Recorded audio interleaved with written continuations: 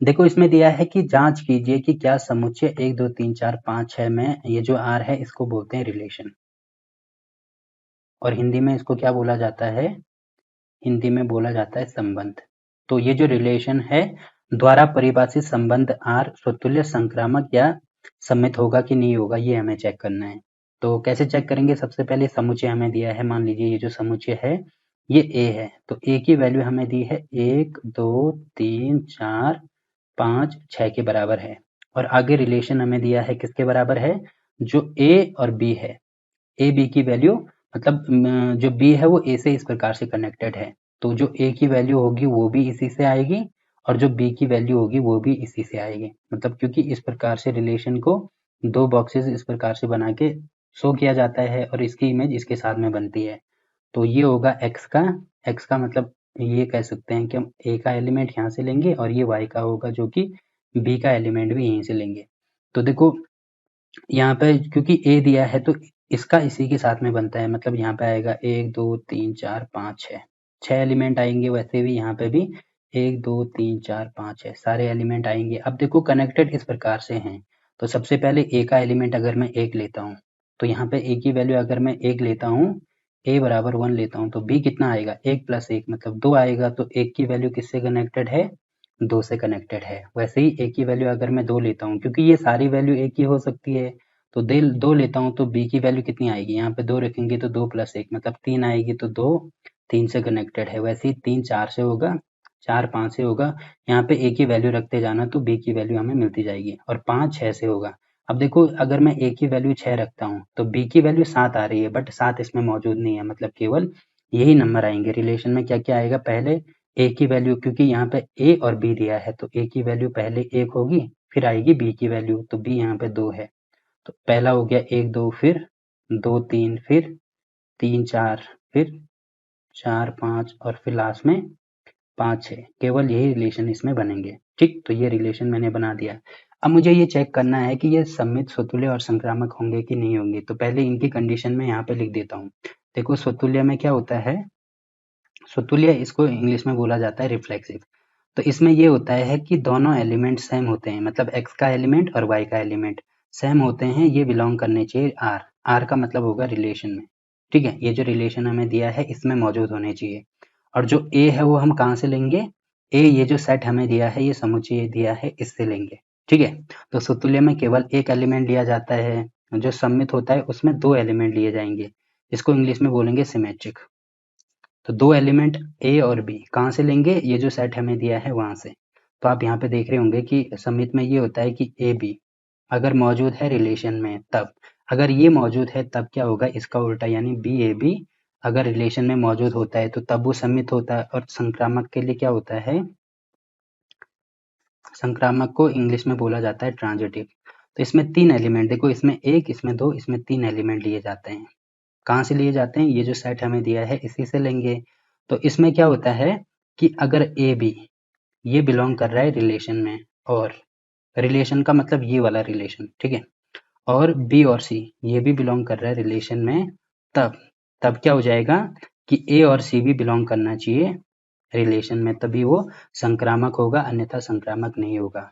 और जो स्वतुल्य होता है केवल इसके लिए हम किसको देखते हैं?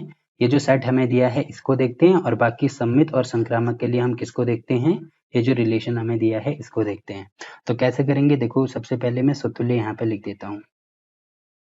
स्वतुल्य के लिए अगर मुझे सॉल्व करना है तो ए का मतलब क्या है? ये जो ए एलिमेंट में ले रहा हूँ, ये जो सेट हमें दिया है यहाँ से ले रहा हूँ, मतलब ए की वैल्यू में एक भी ले सकता हूँ, दो भी, तीन चार पाँच है, ये सारी वैल्यू लेनी पड़ेंगी मुझे। ठीक है, तो एक एक पहले ए की वैल्यू ले लो एक, तो एक बिलोंग करेगा ए में, तो एक एक अगर मैंने लिया, क्योंकि यहाँ पे ए और ए दिया है तो एक लिया है, तो यहाँ पे भी ए आएगा, ये भी ए आएगा, तो ये बिलोंग कर रहा है रिलेशन में। तो फिर दो दो चेक करेंगे, फिर तीन तीन चार चार पाँच पाँच, ये सारे चेक करेंगे। अगर ये सारे इसमें मौजूद होते हैं तो तभी वो स्वतुल्य होगा, यानी रिफ्लेक्सिव हो गया, अन्यथा रिफ्लेक्सिव नहीं होगा वो। ठीक है, तो पहले एक एक चेक करो। अब देखो एक एक इसमें आ रहा है कि नहीं आ रहा है?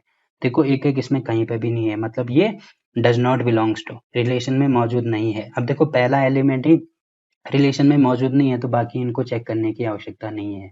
अब नहीं आ रहा है इसीलिए यहाँ पे कहेंगे कि ये स्वतुल्य नहीं होगा। ठीक, पहली चीज तो वो हो गई। अब दूसरा होता है सम्मित। तो सम्मित में 2 एलिमेंट लिए जाते हैं। तो 2 एलिमेंट लेने के लिए मैंने क्या बोला था, जो स्वतुल्य होता है उसमें केवल इसको देखा जाता है। अब जो सम्मित और संक्रामक होगा उसको, उसके लिए हम ये जो रिलेशन हमें दिया है उसको देखेंगे।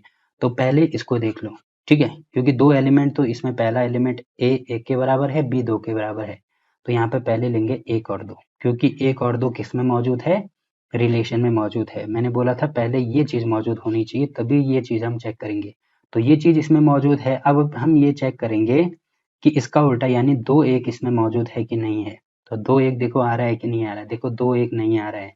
तो 2 1 इसमें मौजूद नहीं है, इसका मतलब ये सम्मित भी नहीं होगा। तो यहाँ पे लिख देना सम्मित भी नहीं है, ठीक है, सम्मित भी नहीं है।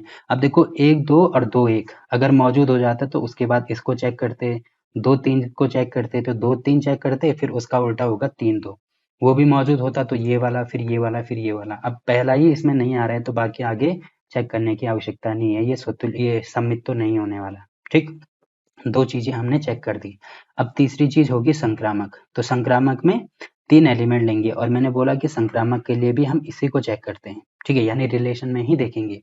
तो पहला एलिमेंट मैंने ले लिया 1 और 2, ठीक है, क्योंकि 1 और 2 इसमें मौजूद है। तो पहले ये दोनों चीजें चेक करते हैं। अब ये दोनों चीजें होंगी तभी हम इसको चेक करेंगे। तो यहाँ पे ए की वैल्यू मैंने ए ले ली, बी की वैल्यू यहाँ पे 2 ले ली। अब यहाँ पे क्या चेक करना है, पहले ये और उसके बाद और बी और सी, मतलब यहाँ पे बी 2 है तो यहाँ पे बी की वैल्यू 2 होनी चाहिए, बाकी सी की वैल्यू कुछ भी हो सकती है। तो 1 2 यहाँ पे आ रहा है। अब देखो स्टार्टिंग में 2 कहाँ पे आ रहा है, तो 2 आप यहाँ पे देख रहे होंगे कि 2 यहाँ पे आ रहा है, ठीक है। तो इसका मतलब 2 ले लिया, 2 के बाद यहाँ पे 3 ले लिया, ये भी बिलोंग कर रहा है आर में। तो आप यहाँ पे देख रहे होंगे कि 1 2 2 3 ये दोनों बिलोंग कर रहे हैं आर में। सेम टू सेम वही चीज है, ए की वैल्यू 1 है, बी की वैल्यू 2 है, तो यहाँ पे भी बी की वैल्यू 2 है, मतलब यहाँ पे सेम टू सेम होनी चाहिए, क्योंकि यहाँ पे भी बी, यहाँ पे भी बी, और यहाँ पे सी की वैल्यू है जो कि कुछ भी हो सकती है। ठीक, तो ये चीजें हो गई। अब हमें ये चेक करना है कि ये जो 1 और 3, ए सी का मतलब ये जो 1 और 3 है ये भी इसमें मौजूद है कि नहीं है। तो 1 3 चेक करो यहाँ पे है कि नहीं है। देखो यहाँ पे 1 3 कहीं पे भी नहीं आ रहा है, इसका मतलब ये इसमें मौजूद नहीं है, अथवा हम ये कह सकते हैं कि ये संक्रामक भी नहीं होगा। ठीक, अगर 1 3 इसमें मौजूद होता तो उसके बाद इसको चेक करते 2 और 3। तो देखो b की वैल्यू 3 है, तो यहाँ पे स्टार्टिंग में देखते 3 कहाँ पे आ रहा है, 3 यहाँ पे आ रहा है। तो फिर 2 4 चेक करते, अब 2 4 भी मौजूद हो जाता, फिर इसको, फिर इसको, फिर इसको। अब पहले स्टार्टिंग में ही नहीं आ रहा है तो बाकी आगे चेक करने की आवश्यकता नहीं है, ठीक है। तो देखो ये स्वतुल्य हो रहा है क्या, हाँ हाँ, ये स्वतुल्य हो रहा है कि नहीं हो रहा। देखो ना तो ये स्वतुल्य हो रहा है, ना सम्मित हो रहा है, और ना ही संक्रामक हो रहा है। तो ये तीनों चीजें इसमें नहीं आ रहा है, तो ये इसका आंसर हो गया, ठीक है। और हमें क्या चेक करना था, हाँ यही चीज चेक करनी थी, तो तीनों चीजें नहीं आ रही हैं। तो इस प्रकार से ये वाला क्वेश्चन भी यहाँ पे कंप्लीट होता है।